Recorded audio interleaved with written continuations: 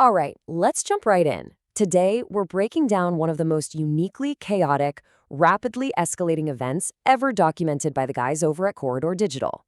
What started out as a completely earnest attempt to test a groundbreaking technological marvel quickly devolved into an absolute structural disaster. I'm talking about a full-scale emergency here. Serious property damage, a desperate evacuation, and even a brush with law enforcement. We're going to map out exactly what went wrong in this explainer, step by step. No, it's still growing, dude. No, it's speeding up. Just listen to the panic in that quote. That is the sound of pure, unadulterated terror. Literally, imagine being stuck in a room with a superheated energy blade that is actively expanding completely beyond your control. It's defying the laws of physics, and it's entirely ignoring the off switch. It's a terrifying moment, right? But to truly understand how they ended up screaming those words in a blind panic, we actually need to dial the clock back a bit and look at how this entire disaster started. Okay, let's dive into this. We're starting in what we can basically call the invention phase. And man, the atmosphere in that room was electric. The creators genuinely believed they were on the precipice of making history by activating the world's first real working lightsaber. They got the camera rolling, did the big countdown, and that initial reaction, pure awe. It was incredibly bright, and to them, it was the real deal. But as with pretty much all groundbreaking inventions, the path to success was paved with a few, let's say, highly flawed iterations. We can actually track the exact progression of these prototypes, and it is fascinating to see just how rapidly this whole situation escalated. So Saber 1, it was basically just a really bright fruit peeler. The creator totally admitted it had a few bugs to work out. Saber 2 stepped up the power, turning it into a chopping tool to prove it was a legitimate lightsaber, but the blade itself was undeniably a little short. And then they brought out Saber 3. This is the one. The creator literally instructs his friend, you have to use the Force Man. And when it's activated, well, it completely bypassed a little short and went straight into growing infinitely. And that brings us directly into the crisis phase. Now, when Saber 3 was first ignited, the guy holding it actually complained. He said, I think it's still a little short. But trust me, that complaint was incredibly short-lived. Almost immediately, the blade extended right into the surrounding architecture of the room. The initial reaction was pure denial. Are you kidding me? It's the wall, it's fine. But spoiler alert, it was absolutely not fine.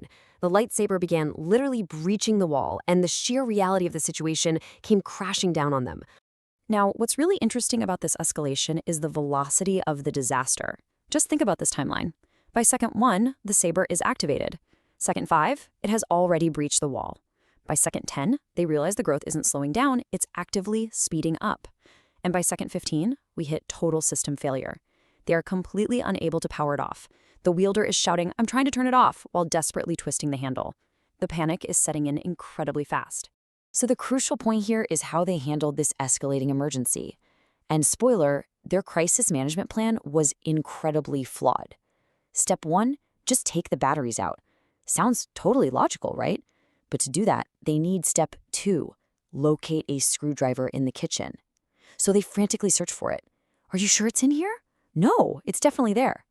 But then we hit a massive roadblock with step 3. The screwdriver is completely missing. They are forced to abandon the entire mitigation plan, while this laser beam is literally continuing to cut through their building. And this brilliantly illustrates the core, hilarious problem of their situation. 300. That is the number of years the battery life on this lightsaber was stated to last. Right in the middle of frantically trying to find the screwdriver, the horrifying realization hits them. Wait, how do your batteries last like 300 years? Waiting for the device to simply run out of juice was mathematically impossible. They weren't just facing a quick glitch, they were facing a multi-century structural threat. With the screwdriver gone and a 300-year battery powering an infinitely growing laser, there was literally only one logical option left: total evacuation. The call was frantically made. We need to get outside. They completely abandoned the interior space, sprinting to the open door just to escape the uncontrollable anomaly they had just brought into the world. It was a full-scale retreat from their very own invention. But stepping outside didn't solve the problem at all. It actually only introduced a brand new one. We have these dual climaxes crashing right into each other. On one side, threat 1, the immediate arrival of law enforcement. An officer is on the scene, literally putting one of them under arrest and reading the Miranda rights, you have the right to remain silent.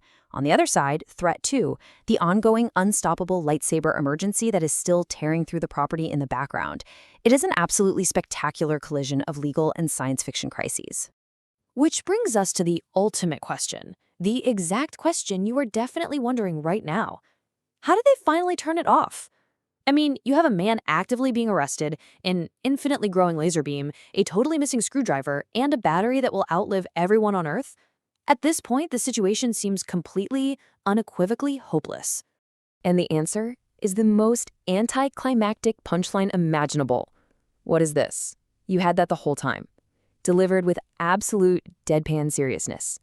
Right in the middle of being read his Miranda rights, one of the creators notices something in the other guy's hand. It turns out one of them was casually holding a remote control for the lightsaber the entire time. They could just press a button and turn it off.